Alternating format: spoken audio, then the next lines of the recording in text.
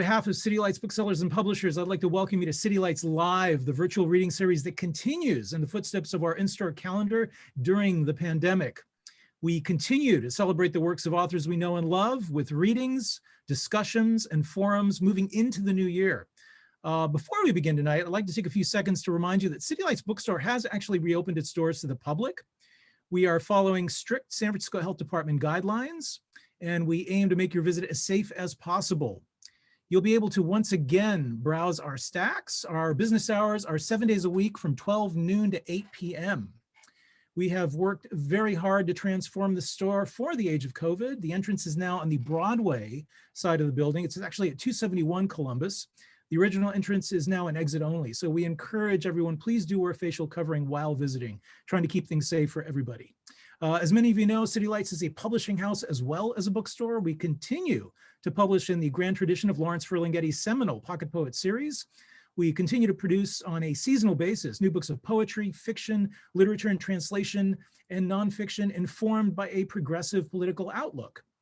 We have new titles forthcoming from Tim Wise, Caribbean Fregosa, Tim Miller, Seshu Foster, and many, many others. So to learn more about the books that we publish, as well as our very groovy up-and-coming events, please visit us on our website at www.citylights.com. And you can also keep up on our activities via social media. We're on Instagram, Twitter, Facebook, you name it, we're there. So one of the great pleasures of this job is to be able to feature new work that we really love. And each season, books are brought to our attention that really stand out to us and that we can really warm up to. Milk, Blood, Heat was one of those titles. When we first became aware of it in an advanced reading copy forum, we got very excited. We got that kind of tingly sensation you get as a bookseller, and that usually signals that we're looking at something pretty exceptional. And indeed, we were not mistaken in that assessment. So we are very delighted to have with us tonight the author of that book, Dantiel W. Moniz, celebrating this new book, Milk, Blood, and Heat, and which is published by our friends at Grove Atlantic Press, a very historic press like City Lights. Ms. Moniz is the recipient of the Alice Hoffman Prize for Fiction, the Cecelia Joyce Johnson Emerging Writer Award by the Key West Literary Seminars, and a Tin House Scholarship. Her fiction has appeared or is forthcoming in the Paris Review, Tin House, Ploughshares, the Yale Review, Joyland, McSweeney's Quarterly, and many other places. So Milk, Blood, Heat is her first book. She makes her home in Northeast Florida. Joining her tonight in conversation is C Pam Zhang. C Pam is the author of How Much of These Hills is Gold? It's the winner of the Asian Pacific American Award for Literature. It's been nominated for the Booker Prize, yeah. And one of Barack Obama's favorite books of the year. She is a National Book Foundation 5 Under 35 honoree. Really, it's such a great honor to have you both with us tonight. I want to remind everybody before we start, we're going to be posting a link in the chat function. It's activated by the button at the bottom of your dashboard. You can purchase books there. So I encourage everyone, please do so. It really does help out City Lights and Grove, especially in these times. So a delight to have you both with us. Welcome to City Lights Live. Oh, I think I may need to unmute you. Hold on. Yeah, there we go. Yeah. Hi. Thank you so much. I'm super excited to be here. And with Pam. Hey, Pam. Hi, Dantiel. So, Dantiel, I think you're going to kick this off for us by reading a little bit from your incredible book, right? Yes, ma'am. So I'm going to read an excerpt from the story Outside the Raft. You don't need any setup. That summer, we were 9 and 10, our birthdays rolling over one another as if playing leapfrog. First hers, then mine, 5 days apart. I was envious of my cousin's double digits in the same way she coveted my silver-wrapped presents, the balloons and white frosted sheet cake, the way my parents shouted, "Happy birthday." Except next year I would be 10, and Tweet's parents would still be locked up, serving life sentences for holding up a pawn shop and killing a man. Something like Bonnie and Clyde, but no one made a movie. She lived with our grandmother who didn't believe in birthdays, and so hers passed quietly, leaving only the gift of age. It was a typical Floridian summer, both sweltering and sweet, stretching out before us like a wide open hand. I was giddy at the prospect of long, uninterrupted days where my cousin and I could be together. My mother never understood it, why I would want to spend all my time at my grandmother's small, slant-slatted house on the bad side of town. No cable, no PlayStation, no fresh air. What was there for two little girls to do? I used to hear her on the phone with her friends, Tony Braxton crooning through the house on Saturday mornings, my mother decked out in sweats and an old boyfriend's t-shirt she only wore to clean in, talking about how she couldn't wait to leave grandma's when she was a teen. Woman sees devils in everything, she said once, the jewels on her acrylic nails flashing as she dusted the tops of the cabinets, except when they're right in front of her face.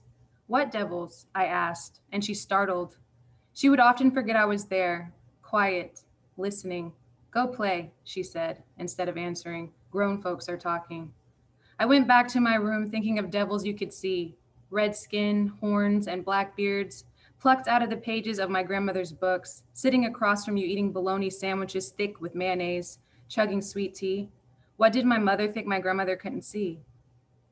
Whatever she felt about her mother, that summer she took me whenever I wanted to go. Tweet and I didn't need to leave the yard. Our possibilities were endless in that small house. We spoke a secret language, and we always understood each other.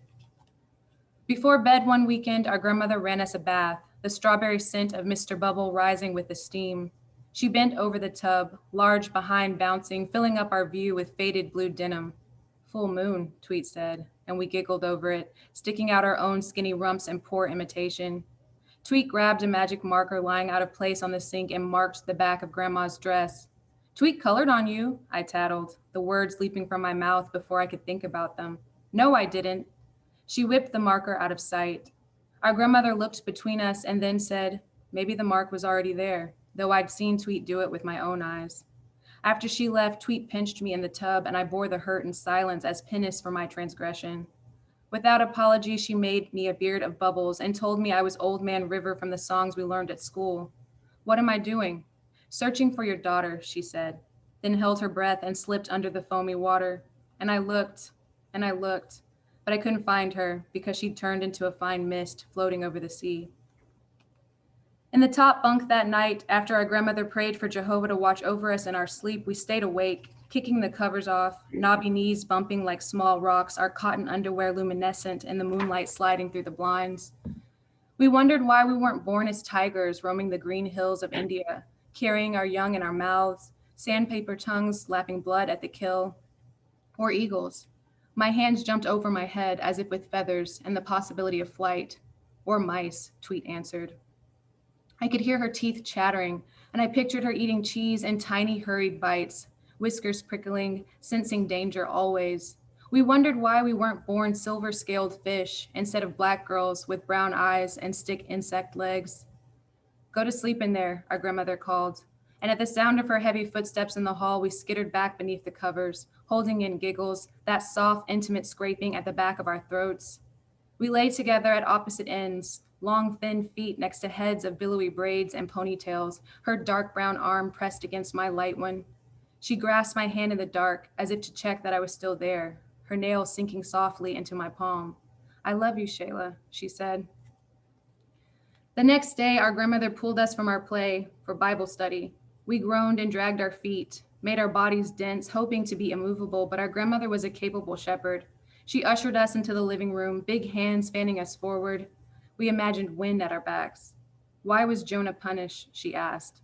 He disobeyed God, we answered in the drawling unison of students at school. God sent a storm and the sailors tossed Jonah off their ship to calm the sea and save themselves. Jehovah knows your heart, she told us, giving us the eye. I thought of Jonah in the belly of the whale, his hands pressed to his lips in prayer, and what he might have said to make God spit him back up. I wouldn't let them throw me overboard, I thought, and my heart pitter-pattered a defiant beat against my bird-caged chest. I had never seen a God, nor smelled one, never tasted its sunshine flesh. Maybe there is no God, I told Tweet later in the backyard. The grass had shriveled and died. I threw rocks at a wasp nest that hung from the limb of our grandmother's river birch. They missed and bounced off the papery bark, making new gouges next to scratches where the cats climbed up. What if he's just some big joke to make us behave?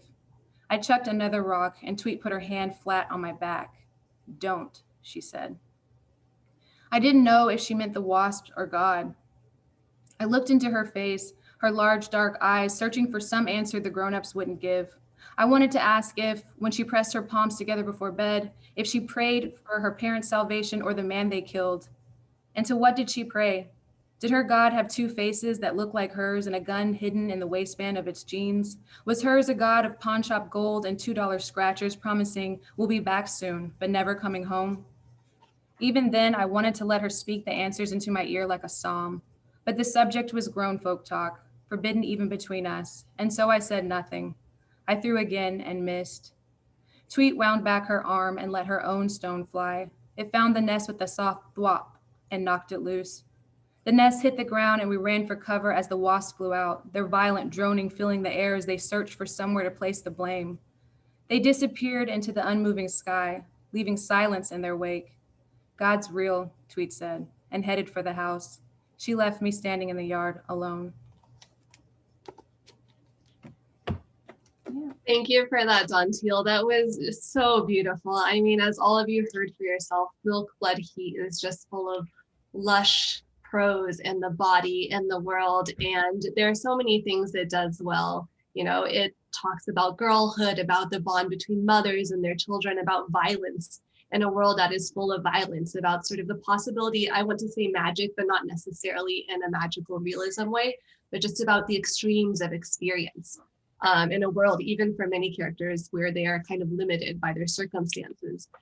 But just especially, I think, as I was rereading this in our pandemic times, I was most struck last night by how Milk, Blood, Heat really just evokes the body. Above all, to me, it is a book that sings of the body and all the feelings it can have, the good and the bad, just all this sort of spectrum of human experience that is felt viscerally and physically felt.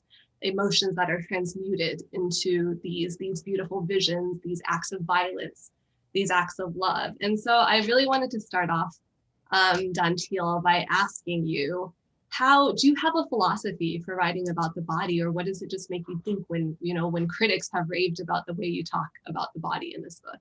Yeah. Thank you. That is something that's very important to me, and or at least right now what I'm exploring, which is like, you know, our bodies are like a real living things. They like, it's easy, especially in the pandemic, you know, in this last year, to kind of take your body for granted, just to be like, it's there, you don't have to do anything to it, but it needs things from you in order to, you know, function at its most optimal level, right? And everything that we do in this world, our connection and our disconnection starts at our bodies. Like, we're not our bodies, but we live inside of them. And so, like, you know, that's how I make connections with, you know, the people in my life. And that's how everybody does that. So I think for me too, I'm somebody who, I feel a lot of what I feel about the world comes to me through my emotions, which are felt in your body. Like, it's easy to think about emotions only happening in the brain and the mind, but like, you know what rage feels like, you know, you get that flush or that prickle across your skin, you know what joy feels like, that warmth you feel like in the center of your chest. So I just wanted to write in a way that I could somehow transfer or make a reader feel those things even off of a two-dimensional like page. No, definitely. Before I respond to that, I just want to say I was so excited by Dantiel's amazing reading that I forgot to say, in order to experience more of this prose, you should buy a copy of her book from City Lights, this amazing, beautiful independent bookstore in San Francisco, where once upon a time we would have been having this conversation in their beautiful poetry attic. So really, please do that. It's so important to support independent bookstores, which makes me so. You can buy my book, you can buy Pam's book, you can buy any book. Just, yeah, buy something. Buy something. Okay, sorry. So now switching back to my response. Yes, as you were saying that about the body, Dantiel, it started to make me think about, now it's just a hypothesis I'm going to make up on the spot. I am not, in fact, a literary scholar. But I feel like we are experiencing in many ways this renaissance of the body, and as you were saying, like these emotions that you feel through the body, they do translate into intellect, right? The body is intelligent and is often sort of the first portal to a nuanced and intelligent understanding of the world. It's like, yeah, I feel this weird thing in my body at this point. Now let me think about why. Now let me start to sort of put the strings of my experience together. And I think your book is really straight part of that renaissance. And it's wonderful because I feel like at least when I was, like a younger person in college experiencing like what we would call the sort of canon of short stories, like the Carvers and the Cheevers, I felt like I sometimes felt not only was my body, like a body as like a woman of color, an Asian American body, not in those stories, but bodies didn't seem to be in those stories as much. And I remember feeling sort of disconnect. Yeah, that disconnect, right? So this disconnect feels like, oh, that's not how I experience the world. And I'm just really so glad for books like yours to be out there to show us these experiences. That brings me to this other point that I found really fascinating as I read through the stories in this connection in your collection, Dantiel, which is I did feel that there was often this really interesting focus on communication and how communication often is flawed when it's attempted through verbal channels between characters in this book, how it often breaks down. I think what springs to mind most obviously, there are a lot of wonderful sort of mother-daughter communications that sort of break down. I think that I'm sorry, I'm so bad at remembering story names, but I believe I'm it's the same way. Yeah, I think it might even be in Milk, Blood, Heat, right, where the main character's mother speaks to her in ways that seem harsher than the mother of her white best friend, right? But then we have this really, really lovely scene at the end where there's this physical act of giving and nurturing by her mother. And I just want to ask you about that question. It's like, how do you conceive of this connection, sort of the duality between the physical connection and the verbal connection? Yeah, I think I'm especially interested in familial relationships because so much of your relationship to, let's say, your mother or whatever, is like understanding and misunderstanding what's actually happening. I'm really super interested in how love and harm are often conflated, right?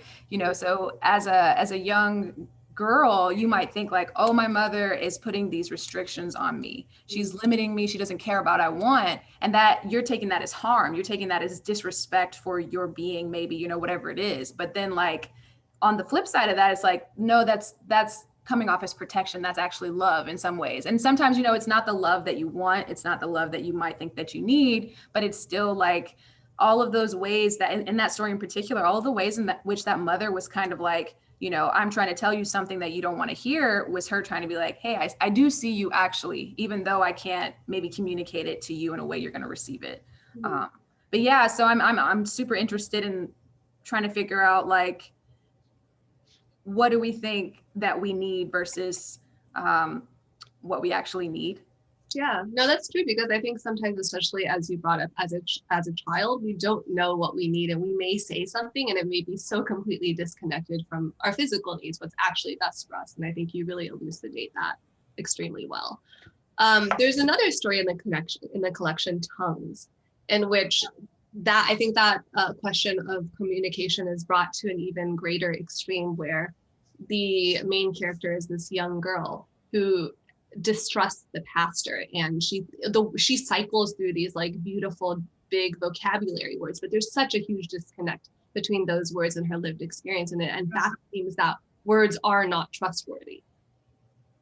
Right, or that the people in her life have not thought to give her what the actual meanings of these words are. In that story, she's really concerned with what are the shadows under what people are saying, right? So there's this interesting double speak that's happening in this story. So you're telling me this one thing, but underneath that, I can see there's this other agenda. And like, what does that mean for me? So what are you actually expecting of me? Right. Yeah. Yeah, words in that story definitely have power, and very oftentimes that power is attempted, and there's somebody is attempting to use it against people in that story. Yeah. Another theme that I really wanted to pick your brain about was the theme of girlhood.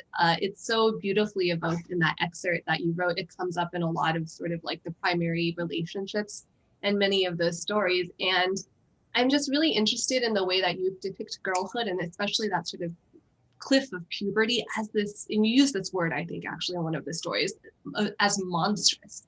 It's like a monstrous time. Could you talk a little bit about that? Yeah, I mean, so girlhood is like one of those things where, again, you've been kind of conditioned into this little box of girl, number one. And so like, this is what this means. You need to sit like a lady. You need to, you know, cross your legs. You need to not be climbing trees and be a tomboy and all of this stuff. And you have people saying this is how you should act.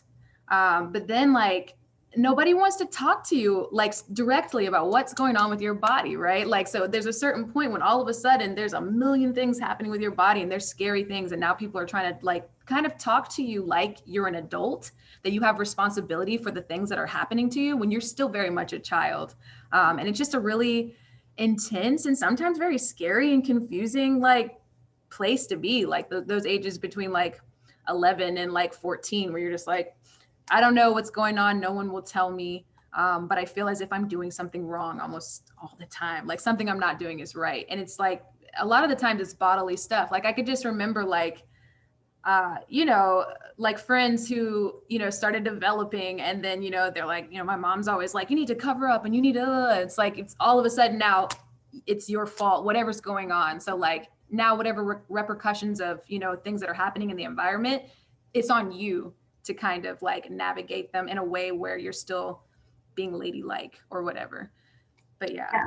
Yeah. And I don't want to go take the extreme of saying like that the book says, you know, posits that there is like no beauty and power and wonder to be had as an adult, because certainly there is. But I really just do want to commend you on putting on this page this depiction of the like fear and the scariness of the constriction. It feels like sometimes for the girls in this collection, and you know, it has to be said that a lot of them are Black and brown girls, right? It feels like, as you've said, there's suddenly this judgment from the world that happens in puberty. It feels like the options are actually closing down. In the section that you just read, there's like that really lovely and heartbreaking passage where the girls are like, why couldn't we be tigers? Why couldn't we be fish? Oh, it's dead. Yeah. Girls, and we're going to be adults. And it feels like that continues to narrow. And I think it's really beautiful and really sad. And I'm just glad that it has been put on the page in that way. I mean, yeah, I mean, that's really important, especially if you're growing up Black or brown or in any way marginalized in this country. Like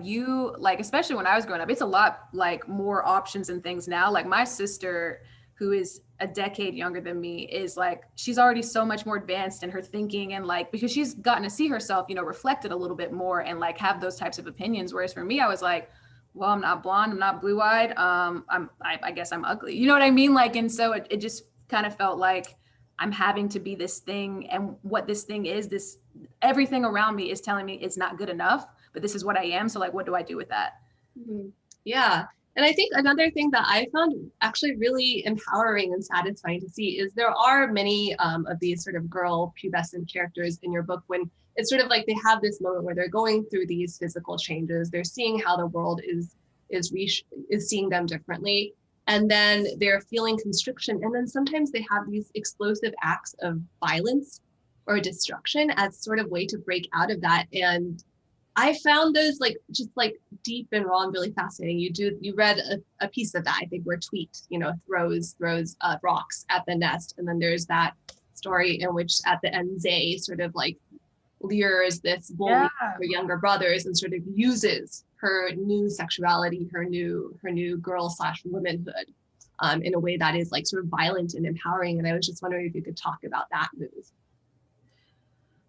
So I think inherently there's something like feral and like a little violent about girlhood and like especially girlhood friendships. You know what I mean? Like these really intense, like we're friends, but also sometimes it feels like, you know, we're not friends or like whatever it is. But as far as like, so using that example exactly for like Zay and the choice she ends up making, one of the things that I was really interested in thinking about was morality, not in a way where I want the reader to have a specific moral judgment about any of my characters, because I'm not trying to judge the characters. I just want to depict them on the page. You know what I mean? The characters around them will judge them. That's normal. That's what humans do. But like, I didn't want to do that.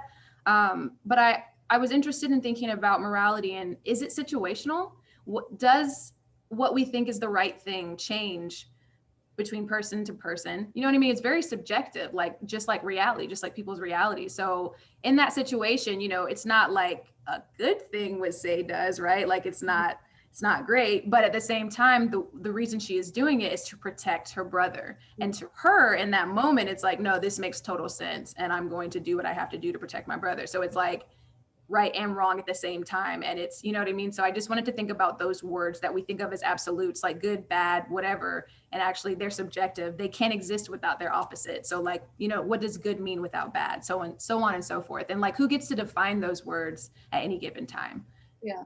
And I definitely took that kind of moral complexity for the story. I don't think it's set up in any way where you're sort of asked to make that kind of judgment. I think one of the beauty of, you know, reading fiction in general is that they're allowed to sit in their own little worlds of moral complexity, and you can approach them without sort of the judgment you might have if, like, you know, Zay was a real person who went to your high school. And yeah, I mean, like, you know, if somebody you know is like, oh, I did this thing, you'd be like, this is gonna be our last lunch. You know what I mean? But like, that's not what's happening on the page. Yeah, and I think that also for the reader, there is, whether or not it's good or bad, there is, I think, in the moment that I read it, there is this emotional catharsis that happens. And it's, again, you know, going back to our talk about the body, I feel that catharsis in that body, and like a spurt of, I don't know if it is joy or just feral energy or whatever, but I feel that. And that is important to render, not, you know, not to just to, if the catharsis of the story were purely, you know, some like idea that someone had.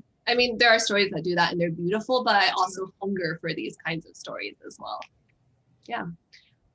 So I also wanted to talk a little bit about the sort of presence of what I earlier referred to as magic in this book, right? I think that we've talked a little bit about the human to human relationships in your collection, but there are also just like, there's constantly a gaze in the book on things that are, whatever you want to call them, a little bit supernatural, animal, wild. Like I'm thinking about, you know, the story in which there's a lot of gazing on animals, in fact, right? And there's a story in which a woman is like gazing at this octopus, rendering harm to itself.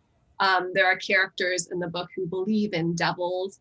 There are sort of like, you know, there's that woman who, we don't actually know if it's real, right? But she thinks that she sees bits of a miscarried body. And I just wanted you to talk a little bit about the moments in your book that sort of like walk outside the bounds of like the human to human a little bit. Yeah. So, you know, I think in general, like you said, like it's not surrealism so much, but I do think that in our normal everyday lives, there are things that are magical, even though, you know, like in our real world, you're like, how could that have been a thing? Like, how can that be, how could that be happening? And I think our brains are such powerful tools, right? I mean, obviously there's like getting the brain in control. So it could, you know, you control it and not the opposite way, but like our brains are so powerful that like, I totally believe like if someone is experiencing like that level of grief that character is experiencing in that story, then it's like entirely possible that all of a sudden your brain, which is your subconscious, is talking to you and making you see these things, seeing what you want to see. Not that, you know, she wants to see body parts or anything, but you know what I mean? The want for that baby that was lost was like so powerful. It's like, now these images are there. I mean, like, think about what hauntings are, you know what I mean? Like, even if you believe in ghosts or if you don't believe in ghosts, whatever, I do, but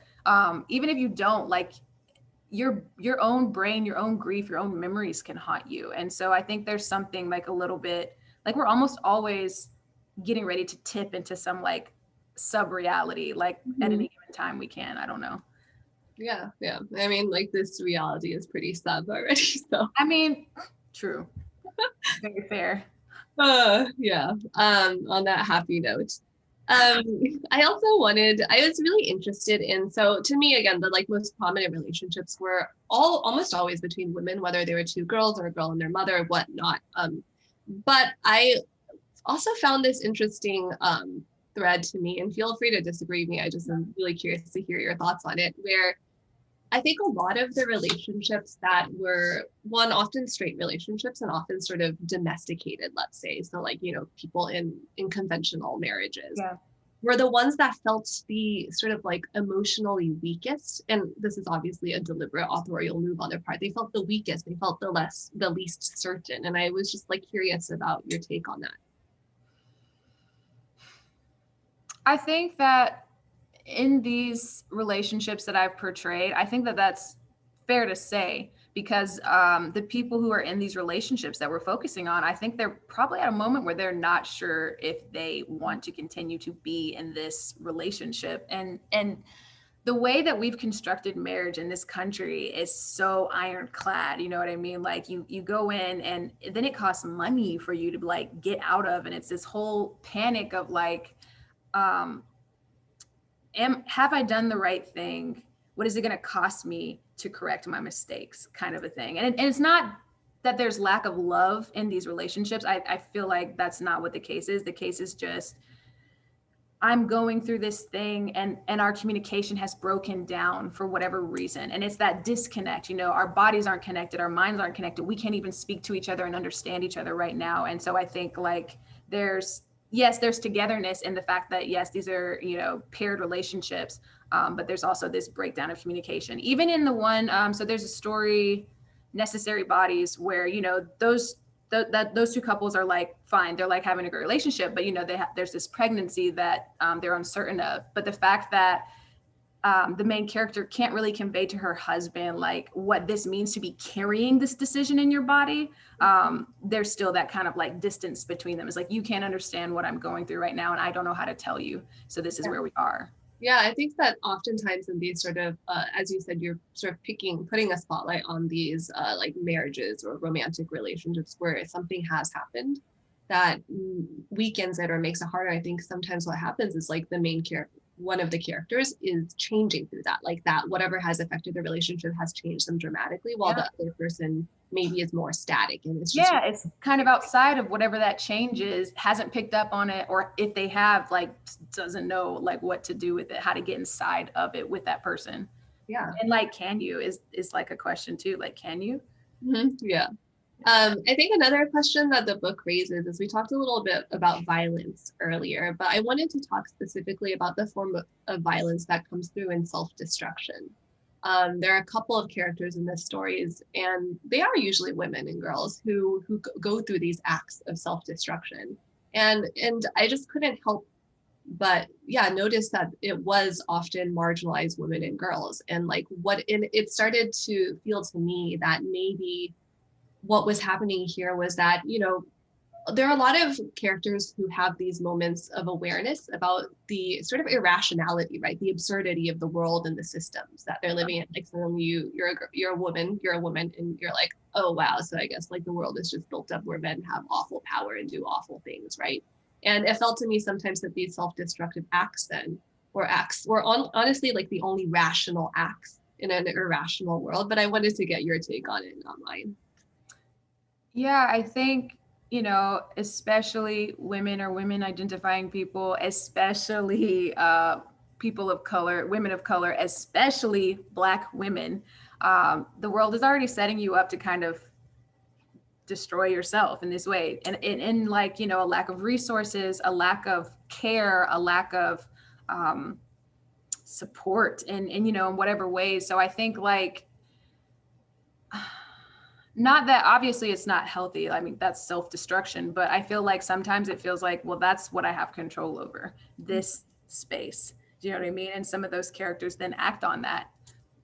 Yeah, and I think that is just some of the, like, those are some of, to me, the most haunting scenes, like these scenes where it's like, on the one hand, you're like, yes, finally you have agency, but also no, it's coming at this like horrific way that's inflicted upon yourself. And I think it's just a fascinating sort of premise. And I do want to say, for anybody listening that hasn't read yet, and you're like, oh my gosh, okay, so we're doing violence and sadness and self-destruction. There is so much joy and like hope and, you know, these moments of good heat in the book. Because one of the things I wanted to explore again was that duality, right? Like, these things can't exist without each other. This is the world. And I think it's so stigmatized to not be able to be a full human. And being a full human does include darkness. Sometimes that's just the way that it works. So it was, you know, it's both things. So it's not, there's no easy joy, but like, life isn't often easy. But, you know, we're here and we're making it work in the ways that we can. Yeah, definitely. You're reading my mind, because my next question was actually going to be about pleasure in the book. I wanted to know how you, again, and it's because you're so good at writing about the body that the pleasure, I think the reader really feels it viscerally when you write about it. And I wanted to actually ask you a sort of more writerly question. How was it to write those moments of pleasure in the book. And yeah, how was it? I mean, like, I feel, I feel about my characters where, I don't judge them. I feel tender towards them, but I can't protect them. And so whatever way in which the story is going, when they have this moment of happiness or this moment of self-realization that I know, like, off the page, they're going to take that and they're going to like slay on the world. You know what I mean? But I feel like happy for them. I'm like, yes. I don't know. I don't know. I feel like I don't know how to answer that question. Well, I'm glad to know it felt good. Yeah, it feels we all good. enjoy Like, see them winning. I'm like, oh, you doing it. Doing the best you can. So the book has often been talked about as a Florida book, which it certainly is. And I just wanted to ask you about the role that the Floridian landscape, the heat, and to me, most prominently the water. There are all these really beautiful images of water that sometimes are about transformation. Sometimes I think about like suffocation or overwhelmingness. Is that a word? I just made it a word. I'm with you. Yeah, we're together on this overwhelmingness train. But yeah, I just wanted to hear you talk about Florida and water and the landscape in the book. Yeah. So, I mean, Florida is a peninsula. I know everyone knows that because everyone has seen that meme of like Bugs Bunny cutting Florida off to drift away into like the Atlantic Ocean. But water is very big. I mean, like where I am in Jacksonville, I'm like 15 minutes away from the beach. It's like was a part of my life and growing up. And so I feel like my creative energy, something about the ocean is pulled towards that, especially when you think of like how vast it is and the healing properties of it, right? Like salt water is so healing. And then like the ambiance, the sound frequencies of waves crashing, but also it is a giant, powerful force that has all of these undercurrents happening underneath all the time, riptides, and you can get carried out. And like, the two characters in Outside the Raft, there's like a moment where it's like, oh no, actually, I realize I can die. And so that's one way in which water influences me. But Florida in general, I just wanted to write about my hometown. It's never really written about. Nobody thinks we write here. Nobody thinks we're like smart here. You know what I mean? Like they're like, oh, okay, Floridians, Florida man, whatever. And I'm like, yeah, I mean, yeah, for sure. But like, y'all have a whoever man too. I promise you that you do. You just don't meme about it, which is rude, but like, that's fine. But yeah, I just wanted to write about my home because there are stories here. There are people doing great work here. Like think about all the writers who have come out of here lately or who are writing about here. And then like in specific, I'm thinking about Disha Filia, who, she writes a little bit about it in the Secret Lives of Church Ladies. She's from here. She's from Jacksonville. And then Donnie Walton, who has a book coming out in April, Opal and Nev, she's also from here. So like the fact that I was like feeling like I'm the only person writing from Jacksonville and then these two other superstars, I'm like, oh my God, we're gonna do our state justice. We're gonna do Jacksonville justice. Super exciting. Oh yeah, I think that like oftentimes I will turn over a book and be like, man, that was really good. It's doing all these like funky, wonderful, extreme things. And I'll be like, oh wait, that person's from Florida. And now it all makes sense. It just seems like a really fertile place for the so diverse. We have so much going on here. And that's why like it gets so much slack. It's just like, it's crazy. It's weird. It's like, I mean, sure. But like that also can breed like originality and brilliance and things that you're not getting like when you're like sequestering yourself into this, you have to be, a New York person in order to do anything. That's not true. And we should like stop lying to everybody about it. I don't think that people are going to have that opinion of Florida in 5 years if they even have it right now. I think not if I have something to do with it. Exactly. So I just want to remind everyone watching that you can add questions to the chat. I'm going to sort of go through the Q&A very soon, but meanwhile, I am going to ask Dantiel one last question of my own, which is just how was it to put this story collection together? Did you start any of these stories thinking, oh, it's going to be a collection, or did they sort of like come together organically? It takes a surprisingly long time to realize that you're doing something. Even when you're doing that thing like every day for years, you're like, oh, this is just a thing. But like, no. So the oldest story in the book is actually Outside the Raft. And I came up with that in like 2012 in my undergraduate like workshop class. But like, I was like 23 at that time. So like wasn't thinking about that at all. And then like in 2015, when I was like, oh, actually, I want to try to give writing a shot. So in my MFA, I think I wrote 4 or maybe 5 more of these stories. And it wasn't until like that 5th story where I was like, oh, this might be a collection. Because at first what I thought was like, you are writing the same thing over and over with different characters' names. You are so stale. And then I realized that I was like, no, that's just thematically connects. Maybe that's what collections are supposed to do. So then I started writing with the collection in mind for the rest of it. But no, yeah, I had like a handful of stories before I realized that they could go together and I could say, oh, this is a book. This is. I think your subconscious is sometimes smarter than Yeah, I think so. I think it has to be because I didn't know. We all want our books to be like more intelligent than us. That's always the goal. Yeah. Okay, great. I'm going to start going through some audience Q&A questions. Catherine wants to know what you're reading right now, Dantiel. So right now I am teaching fiction workshops. So I'm reading the books that I signed for that, but we're reading We the Animals for next week, which is just a beautiful, slim little book that I always go back to. The sentences are immaculate. And then I'm reading, what are we reading? Oh, I'm reading, here, I'll show you really quick. We're gonna read this story collection next. I don't know if you can even see that. It's Revenge by Yoko Agawa. I don't even know how you say that. I probably said that so bad, but like, yeah, I'm super excited because this is a work in translation and I wanted to get away from like America for a minute. So we're going to be reading some translation. Yeah, I wish, yeah. So I read, speaking of work in translation, I read Hurricane Season. Incredible. It's like a book where you feel like when you're reading it, you don't like take a breath the entire time. I'm gonna write it down. Who's my God, it's so good. It was, I think, shortlisted or whatever for the International Booker last year, and it's by the writer. Okay. It's just, I'm gonna check that out. Incredible. I don't even think I can try to describe it because like that's. Is it a novel?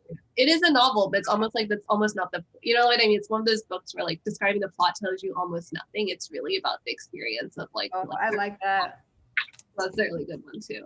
All right. Kelsey wants to know, she says, I'm very excited to get my copy of the collection and have heard great things about your prose on the line level. Are you a writer that builds a story one careful line at a time or in a rush all at once to clean up later? Sentence by sentence, which is why I'm finding the novel just like to do, because you can't really do that. You can't really do that with a novel. It's too big. It's too big. Yeah, I'm super, for me, I have to build at the sentence, and it's not just what the sentences mean, it's how they sound. Rhythm and sound and silence in stories is very super important to me. Like, yeah, I just have to be able to have that flow correctly. So yeah, by the sentence, which I guess I'm gonna have to try to figure out how to do that with the novel because I haven't figured it out yet. But yeah. Maybe it'll just take a long time and take the time. Oh my gosh. It just be your process. Everyone's different. All right.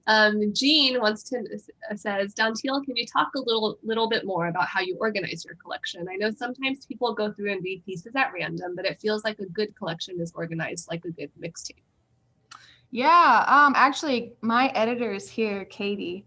And so we went through all of the, editing. And then at the very end, we had to think about, okay, well, what is the order? And I did want to kind of set up an arc of energy throughout the collection. I mean, yes, you're welcome to read it in any order that you want to, but I do think the way that it is organized builds from story to story to story so that by the end of one story, you have a completely new understanding about the one that came before it. And just like little small things.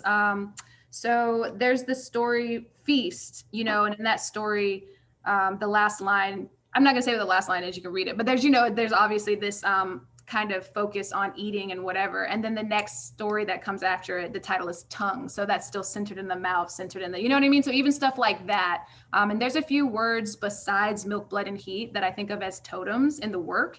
And they're picking up energy each time you see it. Like stone is one of those words if you were like, to think about that when you're reading it. But yeah, it was very intentional. And then I ended on the story that I ended on because I just felt like that was the line that kind of reverberates back through the beginning of the story collection. So yeah, I had an intention. Yeah. I like the idea of calling it totems. Yeah. Very cool. Yeah.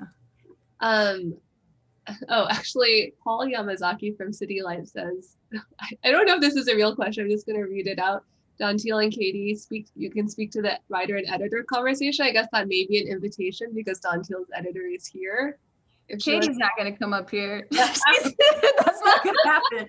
But I will say for Katie, like the question is, Katie's the bomb person to work with. It was amazing. Like, it's like so nice, obviously, to have somebody who gets your work, because that's super important. It would be so weird and strained to have somebody who didn't understand what you were doing. Then they can't help you get to the next level of what you're doing. But like, so Katie understands my work clearly, but then like she also understands me as a person. So those two things like synergize, and like it's just the best editing relationship. I like it. She can't say for herself, but like she likes it. She does. I Like, do. I you might love be it. able They to. forced me to unmute, Dee. I didn't want to. You're I right. said I didn't. I said that you weren't. That's I not my think you fault. answered. You answered perfectly for both of us. It's just been a joy, and to work with a writer that has such a vision for their work is a gift for any editor. You're a There's gift. such beauty on the level of the line, and beauty in the structural soundness of all of the work that you put on the page. It's gorgeous. I love your characters. I love you. So proud of you. Enjoy the rest of your event. Paul, I don't know if I'll forgive you for this, or Peter. Katie's not gonna come back to events if we keep putting her on the unmute. I won't miss one of them. And also, you guys have just killed that conversation. It was so beautiful and interesting. So now go back on mute, please, Peter. Thank you. See, this is one of the incredible things about Zoom age. Exactly. Zoom big ups for that. That was fun. I liked that. I love that too. All right, another question from Isis this time. She says, since sound and rhythm are so important to you, what are you listening to? Ooh, I'm telling myself here, I listen to like the same music over and over. I get like obsessed with something and I'll play it like a billion times. Like I'll tell you what I was listening to before I came on here to like pump myself up for the events. This is what I've been doing. I put on No Hands by Waka Flocka, and I put on The WAP by J Dash. Just things that are like pump, pump, pump. I think like mostly during the pandemic, I've been putting on things that I want to dance to because I miss being able to go out, go dancing and move my body. And it's like a way that my body is moving, but also it doesn't feel like exercise. I have to trick myself to exercise. It's so to me. So anything that makes me dance really, and I can't really say like what, because I listen to the same shit. I should know, but I don't know. Sorry. It's so hard to keep up with music. Yeah, it really is. I'm like, oh my God, so much. But yeah, I'm listening to good stuff, dancey stuff. Yeah, if it works for you, then just play it 200. Yeah. Fine. I have another question, Dantiel, which is, and you can feel free to say no if you want to talk about it. I want to hear about your other project. I know we were saying a little bit in the green room that you have sort of a novel that you've been working on. Would you like to share anything about it with us? So what I'll say about it is that it is a project. It wasn't a project then. I wrote this thing when I was 12 years old. I'm not lying. I have it. It was in full. I have it. It's so embarrassing. I found it in 2010 and I was like, oh, so the writing is awful, but like the ideas are not bad. And so like in 2010-ish, I started trying to like figure it out, but like couldn't get a handle on it. So then I was like, maybe I need help. So I got to the MFA. And so during my MFA, I had no wish whatsoever to workshop my novel. That's just not a thing that I was going to do. So I was workshopping these stories that became the book. And then I was doing the novel as my thesis. So I could still get somebody to look at it, but like didn't have to subject it to the workshop. And I finished a first draft of it and I'm now currently in a second draft of it. I don't want to talk about it because I'm still so in it. But it is going to, since I was writing the stories and this at the same time, a lot of the things that I'm thinking about in the stories are things I'm thinking about in this novel. But like, hopefully it won't be like, here she goes again. You know what I mean? Like, but I can't worry about that right now. I just need to figure out like how to finish it. So I would say, first of all, I'm super on the same boat about like, don't talk about a work in progress too much because somehow it's just gonna like bleed all the magic. Yeah, it like takes the energy out of it. Yeah. I'm a firm believer in that. But also I will say that like, I don't know, I've been like personally in the recent years, I've been like, people can write the same story over and over again and be amazing with it. Like, okay, I'm sorry, everyone's fave, Kazuo Ishiguro, he's written the same book. Every single book that I've written. It's the same book. They're all beautiful and there's nothing wrong with that. So. Yeah. I mean, I don't think there's anything wrong with it. It's really funny because a couple of things I've seen people say about the book is like, you know, I really like that. This is really great writing, but like, I just want to see what happens if she writes like a happy thing. Like, hopefully the next book. And I'm like, so sad, so sorry for you. It's not the next book. Maybe the third one. Like, stay tuned. You know, like, but definitely not. I mean, there's joy in it, but like, yeah, if you want that like easy, like, that's sorry. I don't know what to Yeah, say. no, I feel like I got some of the same pushback for my same book, or sorry, for not my same book, for my novel, which was that, you know, sometimes the reality of the world is we're not going to push our characters towards like these neat packaged My ribbon. God. Yeah, I don't want that. Like, whose life is like that? And if it is like that, think about the construction of that and who gets to the privilege of having this nice little neat. Precisely. From that perspective, it is like so messed up to say like, oh, just because this character, you know, doesn't buy like a dream mansion and get married, their life isn't happy. And plenty of people don't live like that and have moments of joy and have happiness, because elsewise, like, what would even happen? Because yeah, exactly. 100%. Okay, we're all this. We could talk about this for hours, but we'll end it for these good people right here. I'm gonna make one last call for questions, y'all, because we are approaching the end of our time with Dantiel. All right, finally, Dantiel, what's your favorite pandemic food to eat? Oh man, I'm making so much salmon and cheese grits. Oh, so good. Like, we bought an air fryer that was one of our pandemic purchases, and it's been amazing. You just I take the skin off the salmon, I put the salmon in the air fryer and let it do its thing, and I cook the skin separately so it's super crispy, and then I like put it on top of the fish after I'm done. And recipe is cheese grits and like, you know, oil and butter, and like it's just delicious. But like, it's so comforting, and then I can somehow trick my brain into be like, you're eating sort of healthy. I mean, it's omega-3s, it's fine. But yeah, a lot of salmon and cheese grits. I mean, corn equals vegetable equals health, so. I mean, you know, yeah. I mean, I eat a vegetable with it, do like a salad, but like, yeah. You're definitely up. Okay. All right. Thank you all so much for being here tonight. I just want to say one last shout out for City Lights for doing this for us. They're such a wonderful institution, and please buy Dantiel's incredible book from them. Or Pam's, but support the bookstore, please. We still want to have bookstores after the pandemic. Please. And thank you both. That was just so delightful. I had such a great time. So thank you, Dantiel. Thank you, Pam. Also, Katie, thanks for having a little cameo. I'm really sorry to put you on the spot. Big shout out to Morgan Entrigan at Grove for everything he does in support of literature in this country. Great dynamo of the literary world. Also, thank you, Kate, for all your efforts in making tonight's event happen. She also works over at Grove.